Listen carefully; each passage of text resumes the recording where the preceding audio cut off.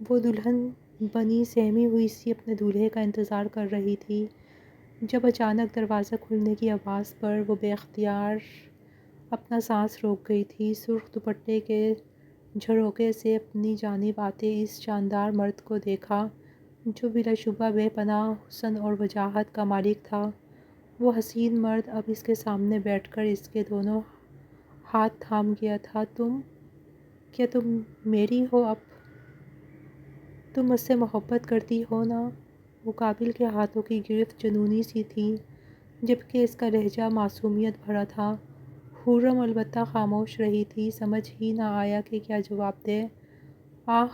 مقابل کے ہاتھوں کی گرفت اس کی کلائیوں کے گرد سخت ہوئی تھی، جس کے سبب اس کے لبوں سے بے اختیار کرہ نکلی تھی۔ اس نے اس قدر زور سے اس کی کلائیوں کو جکڑا ہوا تھا کہ اسے درد ہونے لگا تھا۔ وہ مسلسل گرفت بڑھاتا جا رہا تھا، جس کے سبب خرم نے بے اختیار مزاحمت کرتے ہوئے اپنی کلائیاں چھڑوانی چاہی تھیں، مگر اس کی مزاحمت کرتے ہی وہ شخص بے اختیار اس کی کلائیاں بے دردی سے مروڑ گیا تھا۔ خرم کی چیخ بے ساختہ تھی، تم میری نہیں ہو، تم مجھ سے محبت نہیں کرتی، ہے نا؟ تو پھر یہاں کیا کر رہی ہو؟ کیوں آئی ہو میرے پاس؟ کیا چاہتی ہو مجھ سے؟ وہ خوبرو شخص اچانک ہی اسے دھکیل کر زور زور سے چیخنے لگا تھا۔ خرم پیچھے کو گرتی سہم کر بیک گراؤنڈ سے لگ کر اس شخص کا پاگل پن دیکھنے لگی جو اب اس کا شوہر تھا۔ وہ شخص اب بری طرح چیختا ہوا کمرے کی ہر شے اٹھا اٹھا کر پھینک رہا تھا، جبکہ خرم بیک گراؤنڈ سے لگی خوف سے کانپتی ہوئی یہ سب سمجھنے کی کوشش کر رہی تھی۔ یہ کیا ہو گیا تھا؟ اس نے اپنے لیے ایسا ہمسفر تو کبھی نہ سوچا تھا۔ یہ تو کوئی سائیکو پاگل شخص تھا۔ وہ بہتی آنکھوں کے ساتھ اس شخص کو دیکھنے لگی۔ یہ اس کی ماں نے اسے کہاں پھنسا دیا تھا؟ خرم کی ماں نے پیسوں کی خاطر اس کی شادی اپنے کسی جاننے والے کے بیٹے حماد سے کر دی تھی، جو کہ دبئی میں مقیم تھا۔ اس کا نکاح اسکائپ پر ہوا تھا اور پھر اس کے ڈاکومنٹس وغیرہ بنوا کر اسے دبئی اکیلے ہی بھیج دیا گیا تھا۔ خرم اس عجیب و غریب سی شادی پر ہی پریشان تھی، جس میں نہ تو کوئی رسم ہوئی، نہ بارات آئی، نہ دولہا آیا، بلکہ اسے اکیلا ہی رخصت کر کے دیار خیر بھیج دیا گیا تھا۔ خرم کو ایئرپورٹ پر لینے بھی ایک بزرگ خاتون اور ڈرائیور آیا تھا۔ خرم کو ان خاتون سے پتہ چلا کہ اس کے شوہر حماد کے ماں باپ نہیں ہیں، نہ ہی کوئی بہن بھائی ہیں۔ جو رشتہ دار ہیں وہ بھی اس سے کوئی تعلق نہیں رکھتے۔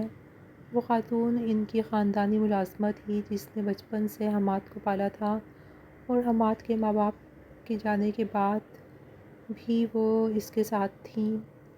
انہی خاتون نے اسے دلہن کی طرح سجا کر اس عالیشان سے بیڈ روم میں بٹھایا تھا، یہ کہتے ہوئے کہ وہ حماد کو بھیجتی ہیں۔ وہ اپنے شوہر سے پہلی ملاقات کو لے کر کافی نروس سی تھی، مگر اس شخص کا پاگل پن دیکھ کر وہ بری طرح ڈر گئی تھی۔ اس کی ماں پیسوں کی خاطر اس کی شادی ایک پاگل انسان سے کروا چکی تھیں۔ وہ اپنی قسمت پر ماتم کرتی بری طرح رونے لگی تھی۔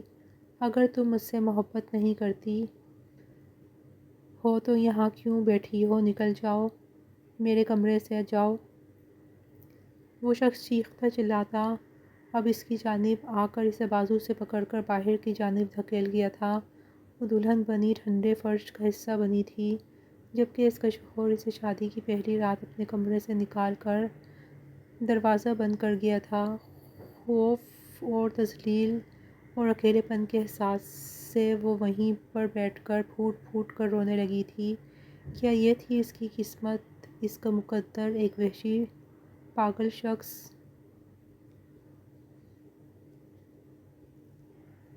اماں بھی حماد کی دائی ماں سے فرش پر بیٹھا دیکھ کر اپنے کمرے میں لے آئی تھیں۔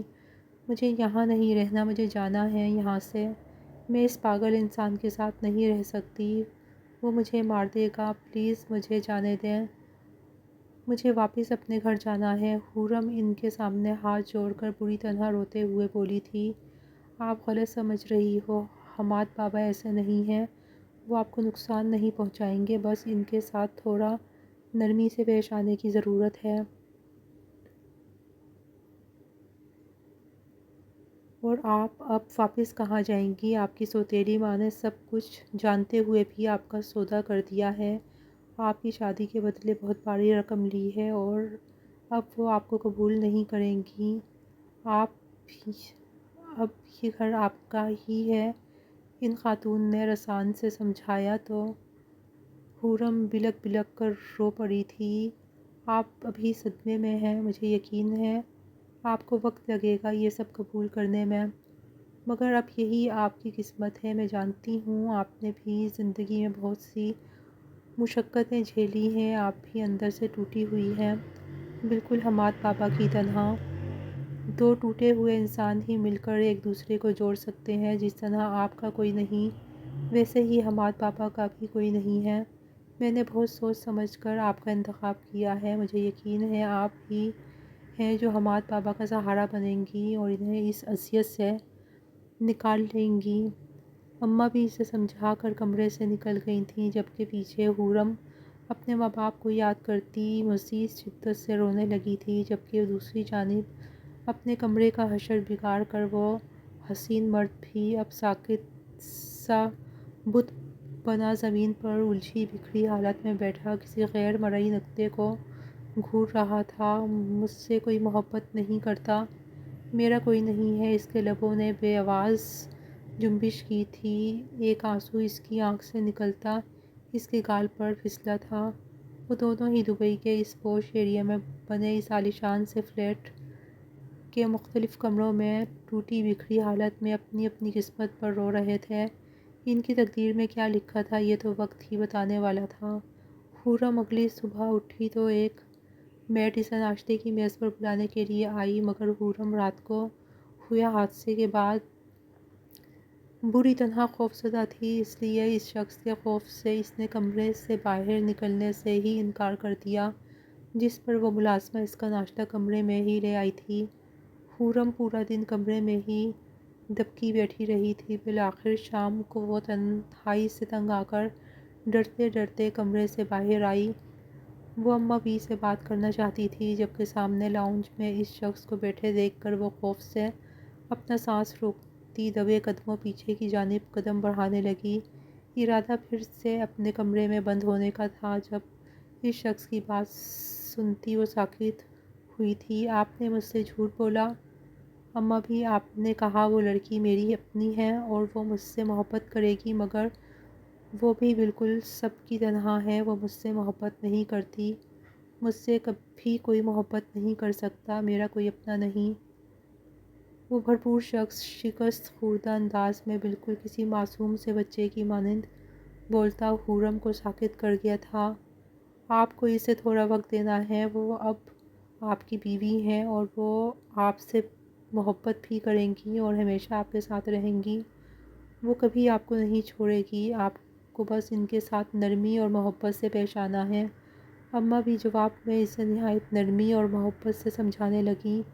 حورم وہیں پر ساکت سی کھڑی، سمجھ ہی نہیں پا رہی تھی کہ کیا کرے۔ اس شخص کی باتیں سن کر اس کا دل عجیب سے انداز میں بوجھل ہو گیا تھا، وہ خاموشی سے واپس اپنے کمرے میں آ گئی تھی۔ اسے یاد آیا تھا کہ اس نے اس رات کمرے میں آتے ہی اس سے یہی سوال کیا تھا کہ کیا وہ اس سے محبت کرتی ہے، اور اس کے جواب نہ دینے پر وہ بھڑکا تھا، جبکہ وہ بیچاری تو اس عجیب و غریب شادی اور پھر یوں تنہا دیار غیر میں آ کر اپنی ہی الجھنوں میں الجھی تھی۔ پھر وہ اس شخص کو پہلی ملاقات میں کیسے کہہ دیتی کہ ہاں وہ محبت کرتی ہے، وہ بھی اس شخص کو جسے پہلی بار دیکھا تھا۔ اسے اب بھی اس شخص سے خوف آ رہا تھا، مگر اس کی باتیں سن کر اب اسے اس پر ترس بھی آیا تھا۔ نہ جانے وہ کیوں ایسا ہو گیا تھا، کیا اس کے ساتھ کوئی حادثہ ہوا تھا یا وہ بچپن سے ہی ایسا تھا، وہ تلخ سا بالکل اپنے جیسا لگا تھا۔ وہ بھی تو ساری عمر اسی احساس کمتری کا شکار رہی تھی، اس دنیا میں اس کا کوئی نہیں ہے، کوئی اس سے پیار نہیں کرتا، وہ اکیلی ہے، وہ خود اس درد سے گزری تھی، اسی لیے شاید اس شخص کا درد دل سے محسوس کر پا رہی تھی۔ وہ اس رات لاشعوری طور پر اس شخص کے بارے میں ہی سوچتی رہی تھی، اس کے دل میں مقابل کے لیے ایک انجانا سا نرم گوشہ پیدا ہو گیا تھا، جس سے وہ شاید خود بھی انجان تھی۔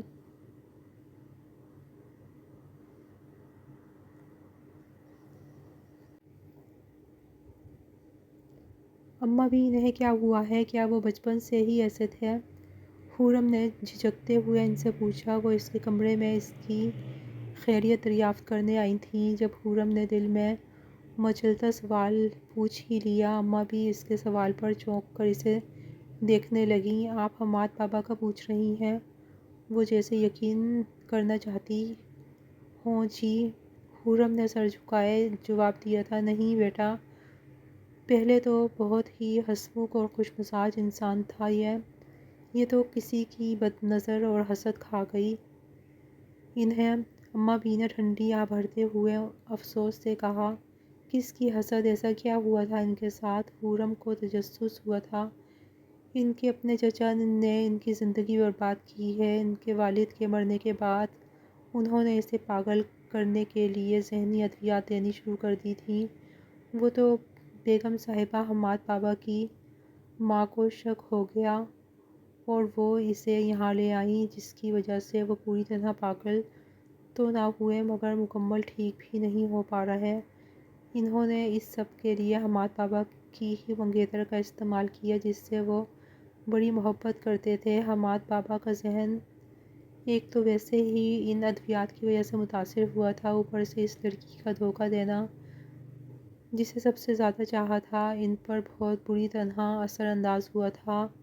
ان کی والدہ انہیں یہاں تو لے آئی تھیں مگر بیٹے کی حالت دیکھ کر وہ زیادہ عرصہ برداشت نہیں کر پائیں اور اسی صدمے میں چل بسیں۔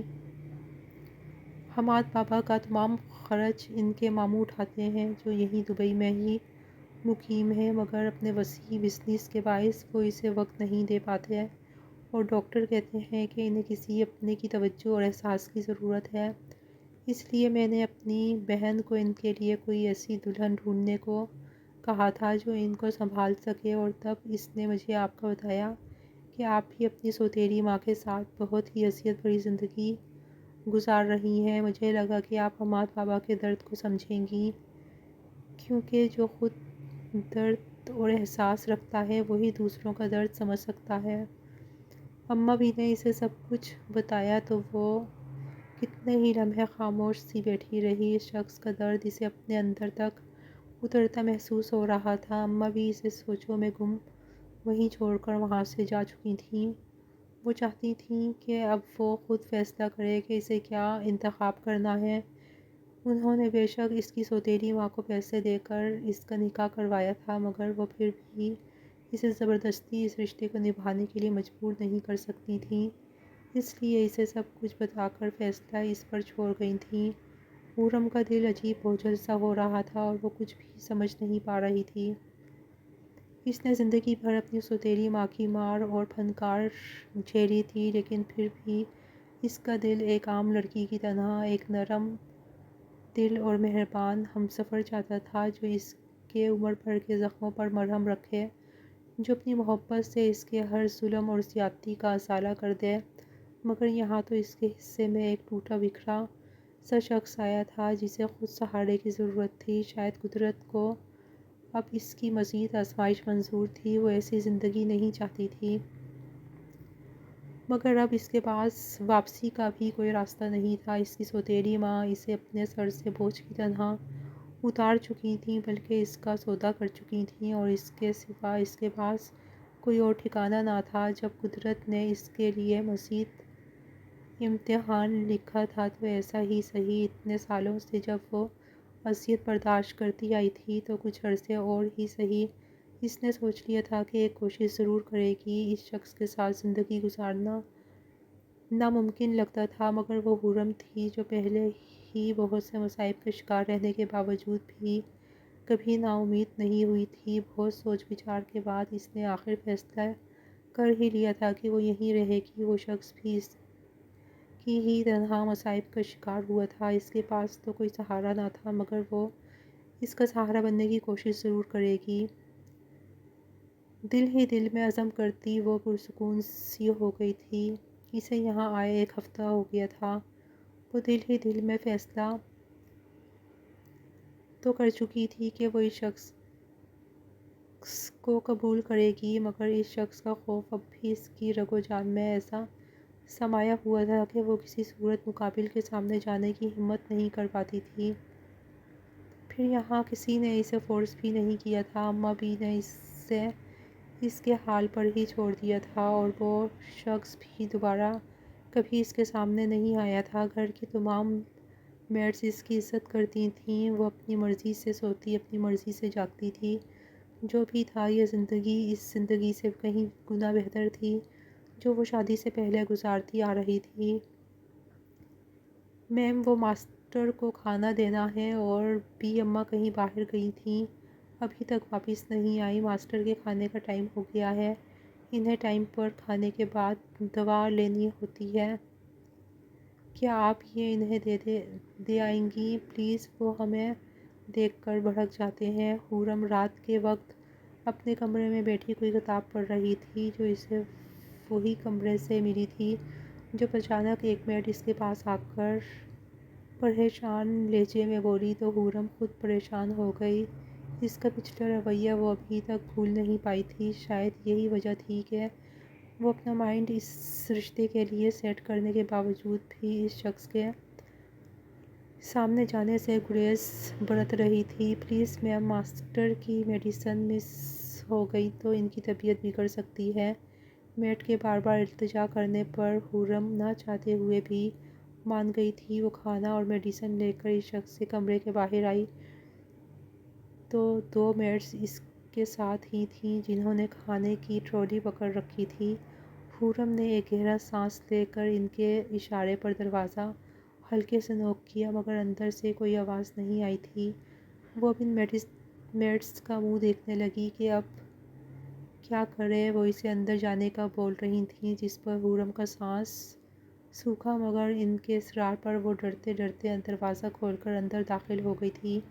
وہ میڈس وہی دروازے سے ہی ٹرالی اندر کی جانب کرتی دروازہ بند کر کے وہاں سے جا چکی تھیں، جب حورم، جو کہ ان ملازماؤں کا ساتھ پا کر ہی کچھ ہمت کرتی یہاں آ گئی تھی، ان کے اچانک یوں چھوڑ کر جانے پر وہ رونے والی ہو گئی تھی۔ تم یہاں کیا کر رہی ہو؟ حماد واش روم سے باہر آتا اسے اپنے کمرے میں کھڑا دیکھ کر ماتھے پر بل ڈالے اسے گھورتے ہوئے پوچھنے لگا۔ اس کی آواز پر حورم بے اختیار خوف سے اچھلی تھی۔ میں یہ کھانا لائی تھی، آپ یہ کھا لیں، پھر آپ کو میڈیسن بھی لینی ہے۔ حورم نے تھوک نکلتے ہوئے بڑی ہمت کرتے ہوئے کہا، مجھے نہیں کھانا تمہارے ہاتھ کا کھانا، مجھے پتہ ہے تم مجھے بالکل پسند نہیں کرتی، میں تمہاری بات نہیں مانوں گا۔ وہ لمبا چوڑا خوبرو مرد بچوں کی طرح روٹھے انداز میں اسے دیکھ کر منہ بناتے ہوئے بولا تو حورم اسے دیکھ کر رہ گئی۔ اس کا معصوم انداز اس کے اندر سے خوف و گھبراہٹ کو ختم کر گیا تھا، جس کا اسے خود بھی شاید اندازہ نہیں تھا۔ کس نے کہا کہ میں آپ کو پسند نہیں کرتی؟ آپ تو بہت ہی پیارے ہو۔ حورم نے اسے بچوں کی طرح ہی ڈیل کرنے کا سوچا، اس لیے اسے بہلاتے ہوئے بولی، سچ میں تو کیا تم مجھ سے محبت کرتی ہو؟ اس کے سوال پر حورم سر پٹا کر حیا سے لال ہوئی تھی۔ ہاں بالکل، اسی لیے تو میں آپ کے لیے کھانا لائی ہوں۔ حورم کو پچھلی بار کا واقعہ اچھے سے ازبر تھا، اس لیے اس بار خاموشی سے رہنے کی بے وقوفی ہرگز نہیں کی تھی۔ اپنی شرم و حیا سائڈ پر رکھتے ہوئے وہ فوراً بولی تھی، اس کا مطلب تم حماد کے ساتھ کھانا کھاؤ گی؟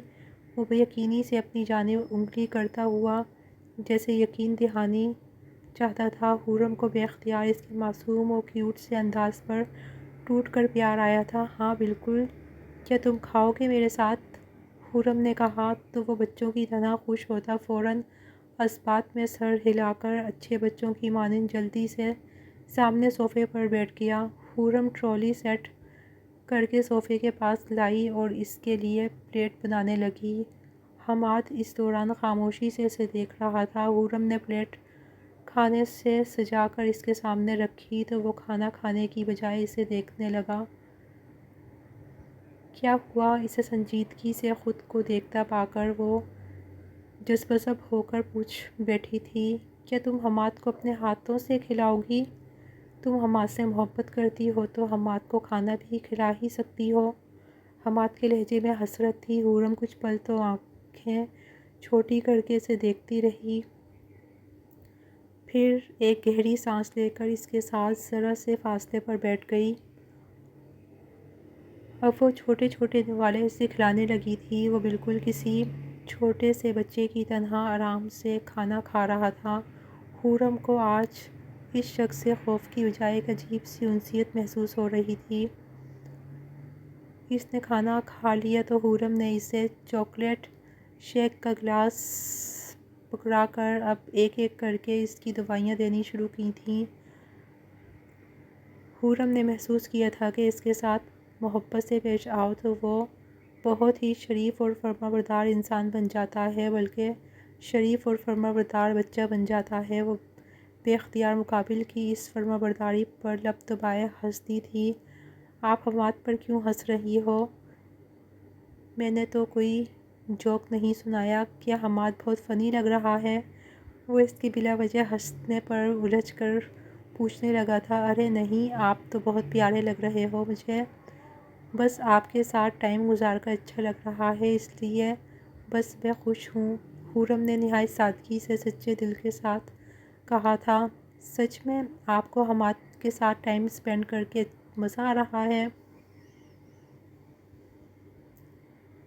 حورم نے بغور اس کی معصوم آنکھوں میں بے یقینی دیکھی تھی۔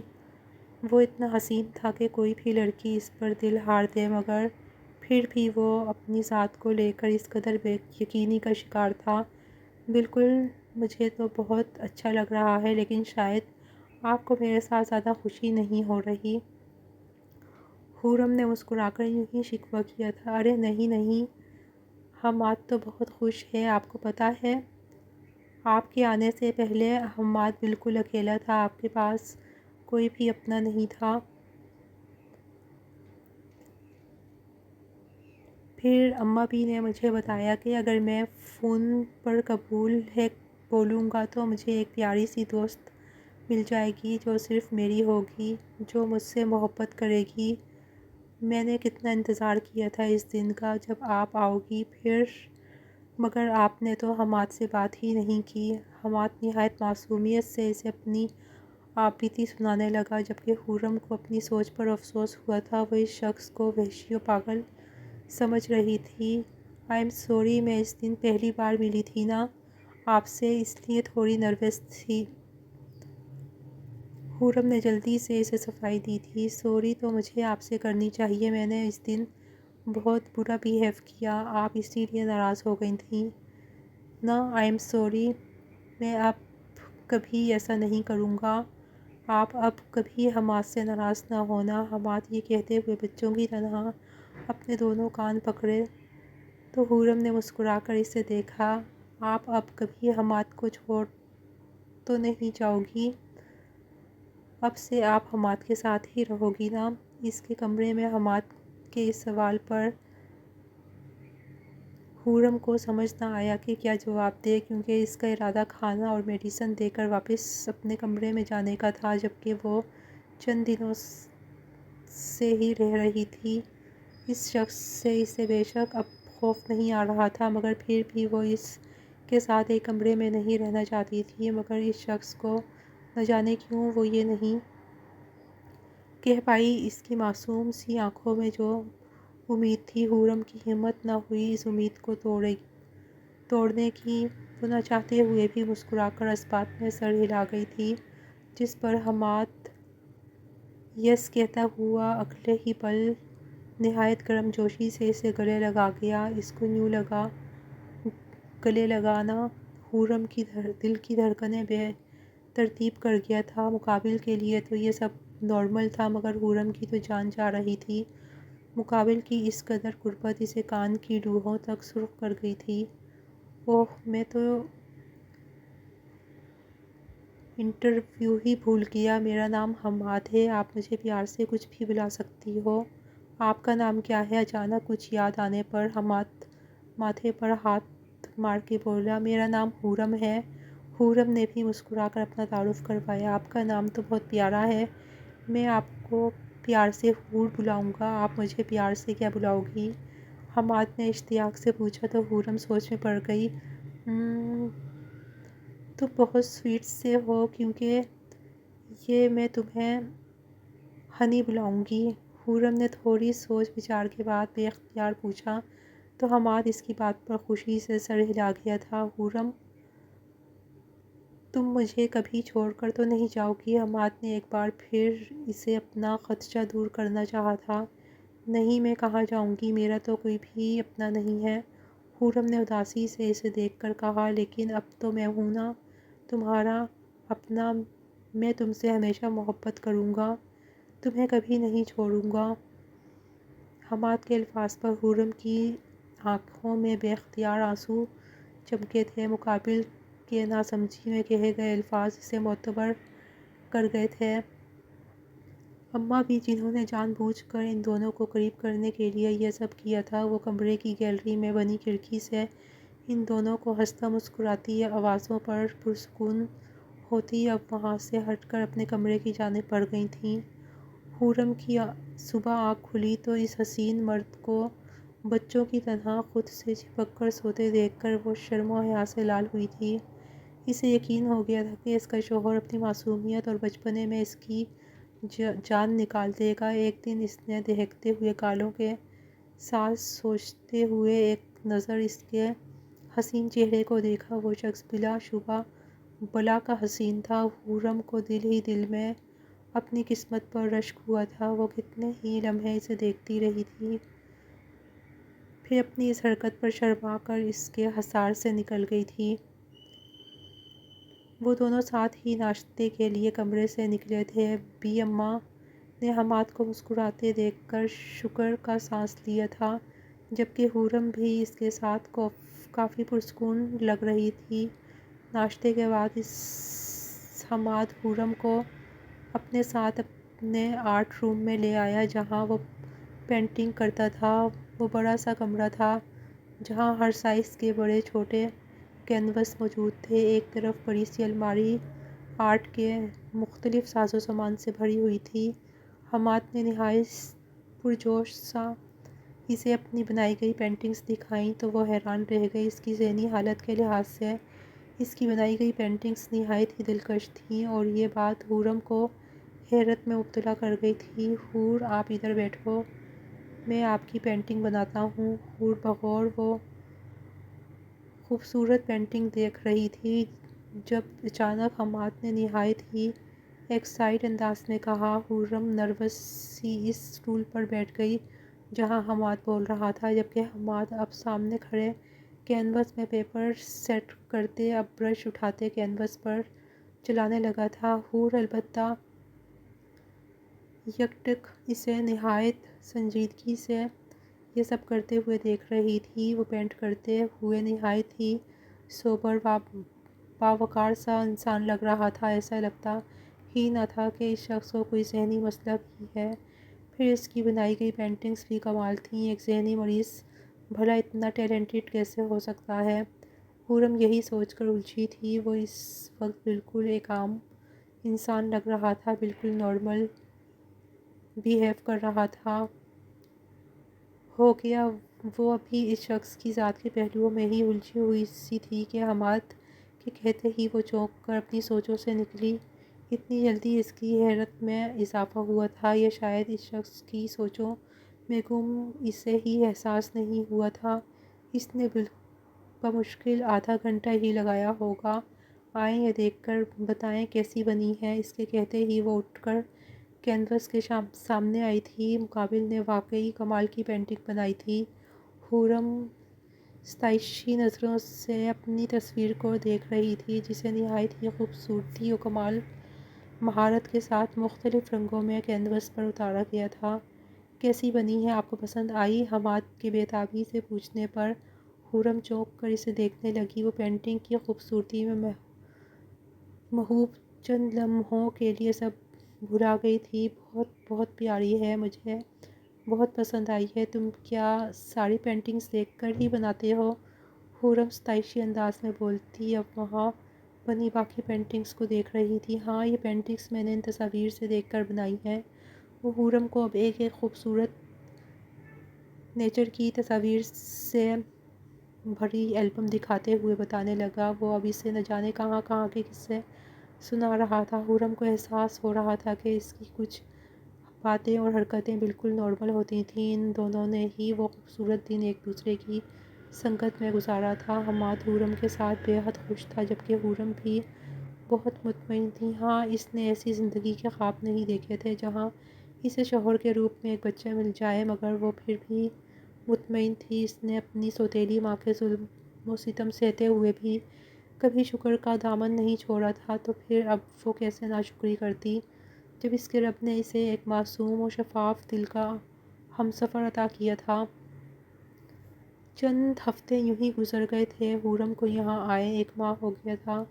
وہ دونوں یوں ہی ایک دوسرے کے ساتھ مگن رہتے تھے۔ خرم کی سنگت میں حماد میں کافی مثبت تبدیلیاں دیکھنے کو ملی تھیں۔ بھی اماں چاہتی تھیں کہ وہ دونوں پوری طرح ایک دوسرے کا سہارا بن جائیں۔ وہ چاہتی تھیں کہ حماد کو مکمل وہ توجہ و محبت ملے تاکہ وہ مزید بہتری کی طرف آ سکے، اور ایسا تبھی ممکن ہوتا جب وہ پوری طرح خرم پر انحصار کرنے لگتا۔ اس لیے انہوں نے کچھ عرصے کے لیے یہاں سے واپس پاکستان جانے کا فیصلہ کیا تھا۔ ان چند دنوں میں انہیں خرم کی نیچر کا اچھے سے اندازہ ہو گیا تھا۔ وہ واقعی میں اس قابل تھی کہ وہ حماد کی ذمہ داری اس کو سونپ کر خود بے فکر ہو کر یہاں سے جا سکیں۔ دیکھو بیٹا، میں ایک ضروری کام سے واپس جا رہی ہوں۔ حماد، اب سے تمہاری ذمہ داری ہے۔ میں اس کو تمہارے سپرد کرتی ہوں۔ مجھے یقین ہے تم بہت اچھے سے اس کا خیال رکھو گی۔ وہ بس محبت کا ترسا ہوا انسان ہے۔ اگر تم اسے وہ توجہ اور محبت دو گی تو وہ بالکل تمہیں بھی تنگ نہیں کرے گا۔ حماد کے ڈاکٹر ہر ماہ خود گھر آ کر اس کا چیک اپ کرتے ہیں۔ وہ آج آ رہے ہیں۔ اس کا معائنہ ہونے کے بعد وہ تمہیں اس کی کنڈیشن اور مزید احتیاط و ادویات کا بتا دیں گے۔ اسے بس نرمی سے ڈیل کرنے کی ضرورت ہے بیٹا۔ اس کا خیال رکھنا۔ بھی اماں اسے ڈھیروں ہدایت دیتی وہاں سے جا چکی تھیں۔ خرم ان کے جانے سے تھوڑا پریشان تو ہوئی تھی، مگر کہہ نہیں سکی تھی۔ اسی شام ڈاکٹر حماد کا چیک اپ کرنے آئے تھے۔ اس کا معائنہ کرتے ہوئے وہ کافی پر امید لگ رہے تھے۔ ان کا کہنا تھا کہ حماد کی رپورٹس میں پہلے کی نسبت کافی بہتری نظر آئی ہے۔ اگر اسی طرح اس کی طبیعت میں سدھار آتا رہا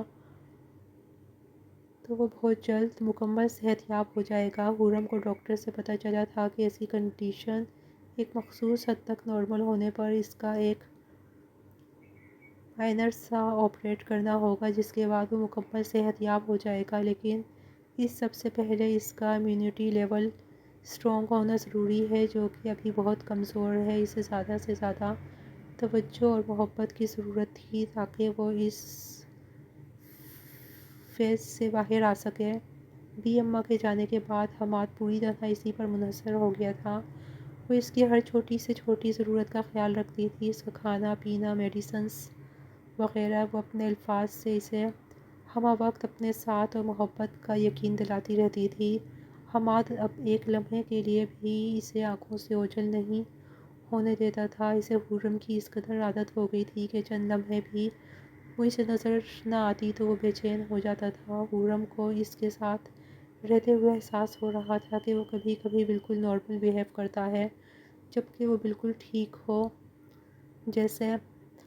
وقت یوں ہی اپنی رفتار سے گزر رہا تھا۔ دیکھتے ہی دیکھتے ان کی شادی کو 3 ماہ گزر گئے تھے۔ یہ 3 ماہ ان دونوں نے ہی ایک دوسرے کی سنگت میں بہت ہی خوشگوار گزارے تھے، لیکن اب اس کے آپریشن کا وقت آ گیا تھا۔ کل اس کا آپریشن تھا اور خرم کا دل بہت بری طرح خوفزدہ تھا۔ اگر اس سب کے دوران اسے کچھ ہو جاتا تو شاید وہ بھی زندہ نہیں رہ پاتی۔ پھر ڈاکٹر نے یہ بھی کہا تھا کہ اس کے بعد کچھ بھی ہو سکتا ہے۔ ممکن ہے کہ وہ اپنی یادداشت کھو بیٹھے، یا شاید یادداشت کا کچھ حصہ۔ خرم کا دل اس بات سے بری طرح خوفزدہ تھا کہ اگر وہ ٹھیک ہونے کے بعد اسے بھول گیا تو کیا ہوگا۔ ان چند ماہ میں سائے کی طرح اس کے ساتھ رہتے، اسے ہر پل اپنی محبت کا یقین دلاتے، وہ سچ میں اس سے محبت کر بیٹھی تھی۔ اب اگر وہ اسے بھول جاتا، یہ چھوڑ دیتا تو وہ نہ جانے کہاں جاتی۔ اس کے پاس تو اب کوئی سہارا بھی نہیں تھا۔ کیا ہوا حور، تم اتنی پریشان کیوں ہو؟ وہ انہی سوچوں میں گم بیٹھی تھی جب حماد ہیئر برش تھامے بیڈ پر اس کے ساتھ دھپ سے آ بیٹھا۔ نہیں تو میں تو بالکل بھی پریشان نہیں ہوں۔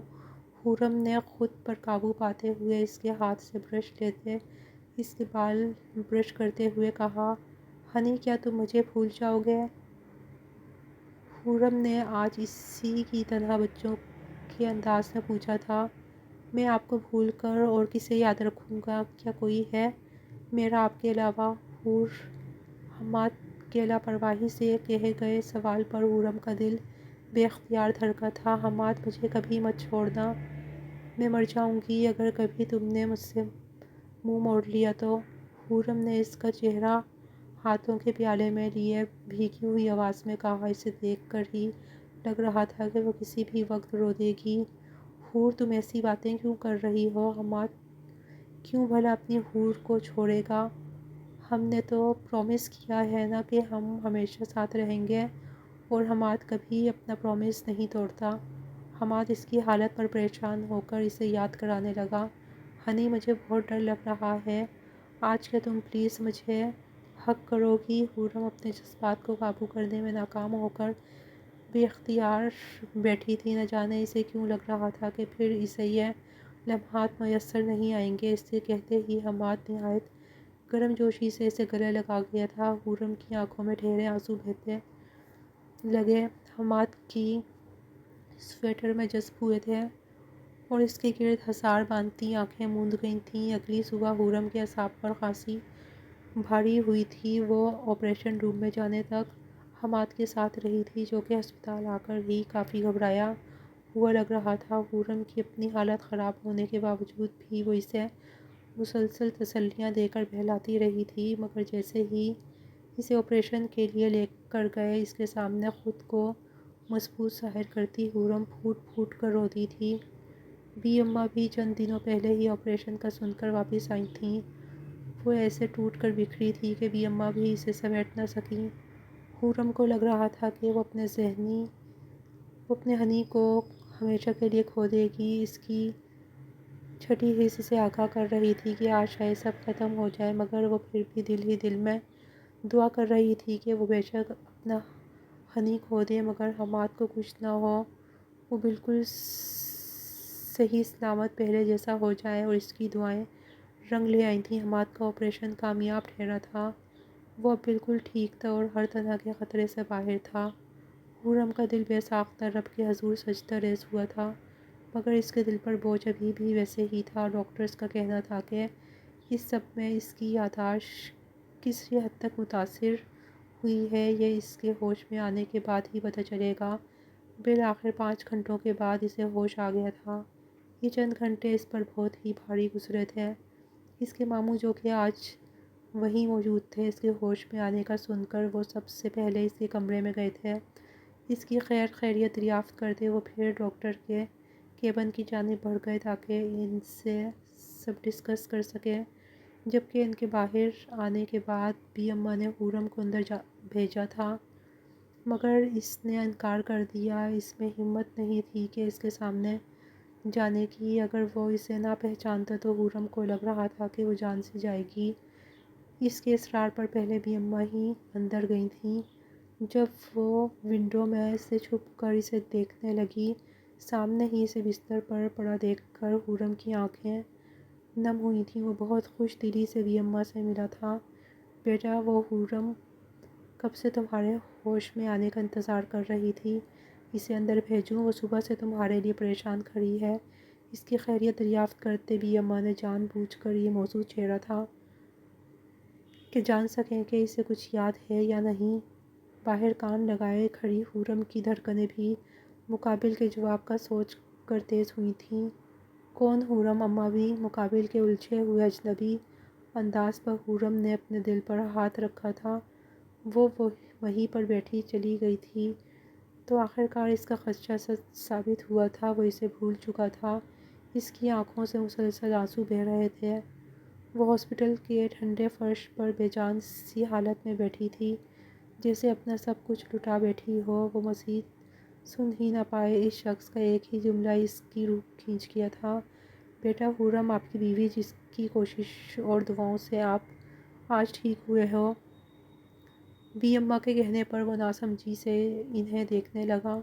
ذہن پر زور دینے کے باوجود بھی اسے کوئی خرم یاد نہ آئی، البتہ ذہن پر دباؤ ڈالنے سے اس کے سر میں درد ہونے لگا تھا۔ اسے سر پکڑتے دیکھ کر بی اماں نہ چاہتے ہوئے بھی خاموش ہو گئی تھیں۔ حماد کو 3 دن بعد چھٹی مل گئی تھی، وہ واپس گھر آ گیا تھا۔ جب تک وہ ہاسپٹل میں رہا تھا، خرم بھی ضد کر کے وہیں رہی تھی، البتہ اس کے سامنے نہیں آئی تھی۔ رات کو سونے کے بعد وہ کچھ دیر اس کے پاس آ کر بیٹھی تھی۔ ڈاکٹرز نے اسے زیادہ سوچنے اور ہر طرح کی ٹینشن سے دور رہنے کا بولا تھا۔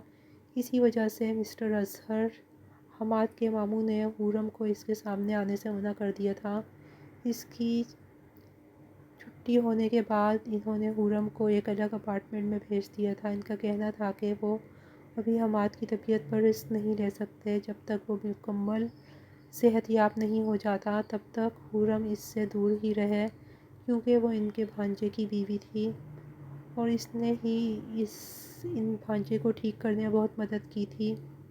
اس لیے مسٹر اظہر اس کا خرچہ خود اٹھانے کے لیے تیار تھے۔ انہوں نے اس کی کاوشوں کے بدلے اسے دبئی میں ہی ایک فلیٹ، گاڑی، چند میٹس اور ایک کمپنی کے 30% شیئر بھی دیے تھے، جس کا پروفٹ اسے ہر ماہ ملنے والا تھا۔ لیکن وہ چاہتے تھے کہ وہ حماد سے دور رہے جب تک وہ مکمل ریکور نہیں ہو جاتا۔ خرم نے اپنی پوری زندگی محرومیوں میں گزاری تھی، مگر اب دنیا کی تمام آسائشیں پا کر بھی وہ خوش و مطمئن نہیں تھی، کیونکہ اس کی محبت، اس کی شوہر اس سے دور ہو گیا تھا، وہ اسے بھول گیا تھا۔ یہ بات خرم کو اندر ہی اندر ختم کر رہی تھی۔ اس نے مسٹر اظہر کی تمام باتیں خاموشی سے مان لی تھیں، وہ خود بھی تو حماد کی سلامتی چاہتی تھی۔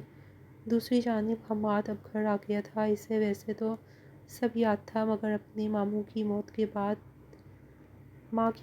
بعد سے لے کر اب تک کے تمام عرصے کی یادداشت اس کے ذہن کے پردوں سے محو ہو گئی تھی۔ شاید اپنی ماں کی موت کے بعد اس کی حالت مزید بگڑ گئی تھی۔ وہ گھر تو آ گیا تھا اور بظاہر سب ٹھیک تھا، بالکل ویسے ہی جیسے پہلے ہوا کرتا تھا، مگر پھر بھی اسے کچھ ادھورا سا لگتا تھا، جیسے کہ کوئی بہت ہی قیمتی اور ضروری شے جو اس کے ذہن کے پردوں سے نکل گئی ہو، جیسے اس کی زندگی میں کچھ مسنگ ہو۔ اس دن کے بعد بی اماں نے کبھی خرم کا ذکر نہیں کیا تھا۔ حماد کو 1-2 بار تجسس ہوا تو اس نے بی اماں سے پوچھا کہ وہ اس دن کس لڑکی کی بات کر رہی تھیں، تو بی اماں اسے ٹال گئیں، یہ کہہ کے کہ وہ بس دیکھنا چاہ رہی تھیں کہ وہ مکمل ٹھیک ہوا ہے یا نہیں، اس لیے ایسی بات کی تھی۔ ان کی بات پر حماد مطمئن تو نہیں ہوا تھا، مگر خاموش ہو گیا تھا۔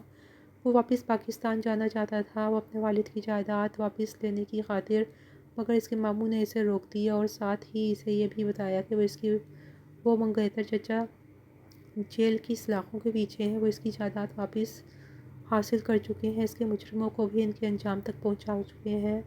حماد کو گھر آئے 1 ہفتہ ہو گیا تھا۔ وہ پورا دن یوں ہی اپنے کمرے میں رہ کر گزارتا تھا۔ ڈاکٹرز ابھی اسے کمپلیٹ ریسٹ بتاتے تھے اور ابھی بھی اسے سکون آور ادویات دی جا رہی تھیں، جس کے باعث وہ زیادہ تر سویا ہی رہتا تھا، مگر خرم میم اور ماسٹر کے لیے بہت زیادہ افسوس ہو رہا تھا۔ وہ دونوں ایک ساتھ کتنے خوش اور پیارے لگتے تھے، نہ جانے خرم میم پر کیا گزر رہی ہوگی، کتنی محبت کرتی تھیں ماسٹر حماد سے، ایک پل کے لیے ان سے غافل نہیں ہوتی تھیں۔ حماد ٹھنڈی ہوا کے لیے کچھ دیر بالکنی میں آیا تھا، جبکہ سامنے لاؤنج کی جانب بنی کھڑکی کے پاس کھڑی 2 میٹس کی باتیں سن کر چونکا تھا۔ ان کی باتیں اسے شدت سے یہ احساس دلا رہی تھیں کہ اس کی زندگی میں کوئی خرم نامی لڑکی تھی، لیکن شاید وہ اپنی بیماری میں اسے بھول چکا۔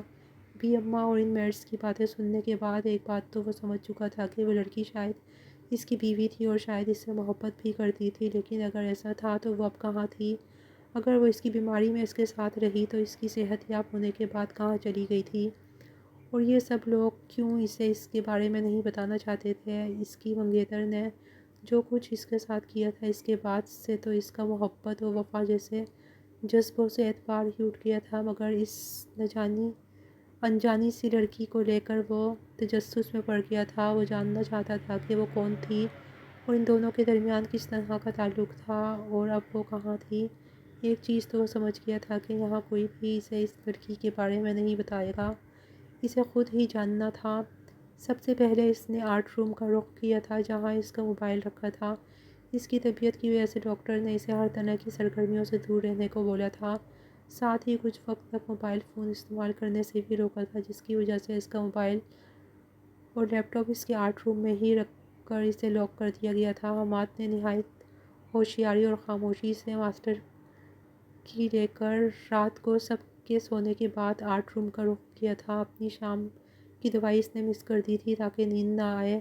آرٹ روم میں آ کر حماد کی نظریں بے اختیار سامنے بڑے سے کینوس پر بنی ایک خوبصورت لڑکی کی پینٹنگ پر پڑی تھی۔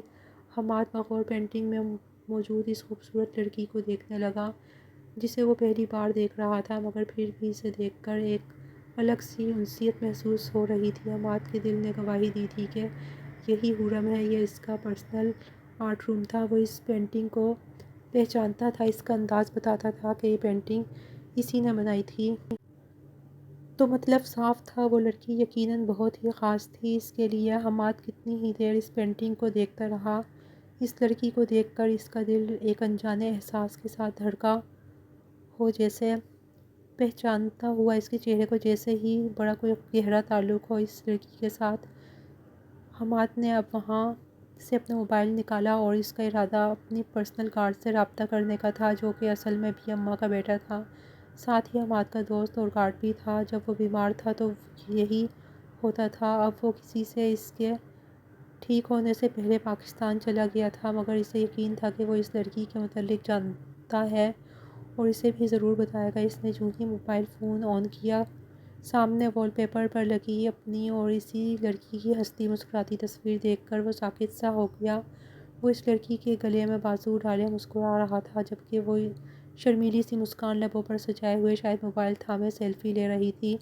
حماد نے جلدی سے اپنے موبائل کی گیلری اوپن کی تو وہ پوری طرح اس لڑکی کی اور ان دونوں کی تصاویر سے بھری ہوئی تھی۔ کہیں وہ اسے کھانا کھلا رہی تھی تو کہیں وہ اسے تنگ کرتا ہوا نظر آ رہا تھا۔ وہ دونوں آرٹ روم میں رنگوں میں نہائے ہوئے نظر آ رہے تھے تو کہیں لاؤنج میں گیم کھیلتے ہوئے۔ کچھ تصاویر صرف اس لڑکی کی تھیں، جو شاید حماد نے ہی اس کی بے خبری میں لی تھیں۔ حماد کے ذہن کے پردوں پر ان تصاویر کو دیکھ کر دھندلے سے مناظر واضح ہونے لگے تھے۔ اسے اپنے سر میں شدید درد اٹھتا ہوا محسوس ہوا تھا۔ وہ اگلے ہی پل چکرا کر وہیں گر گیا تھا۔